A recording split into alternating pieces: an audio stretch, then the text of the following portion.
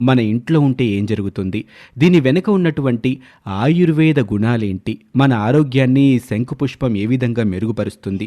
అలాగే ఆధ్యాత్మిక పరంగా మన ధర్మశాస్త్రాల్లో ఈ చెట్టు గురించి ఎలాంటి అంశాలు తెలియచేయటం జరిగిందో వివరంగా ఈ వీడియోలో మీరు తెలుసుకోబోతున్నారు. ఇప్పటివరకు మీరు మా ఛానల్‌ని సబ్స్క్రైబ్ చేసుకోకపోతే వెంటనే సబ్స్క్రైబ్ చేసుకోండి.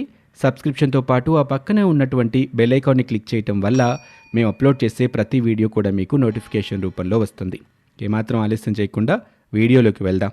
ఈ శంఖపుష్పం పుష్పించే మొక్కల్లో ఫ్యాబిసీ కుటుంబానికి చెందిన తీగజాతి మొక్కే ఇది. వీటిని సంస్కృతంలో గిరికర్ణిక అంటారు. విష్ణుక్రాంత వృక్షానికి చెందిందే ఈ శంఖుపుష్ప చెట్టు.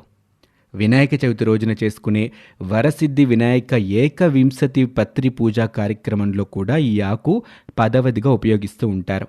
ఈ మొక్కలు ఆసియా ఖండానికి చెందినటువంటివి. ఆ తర్వాత ఇప్పుడు ఇవి ప్రపంచమంతా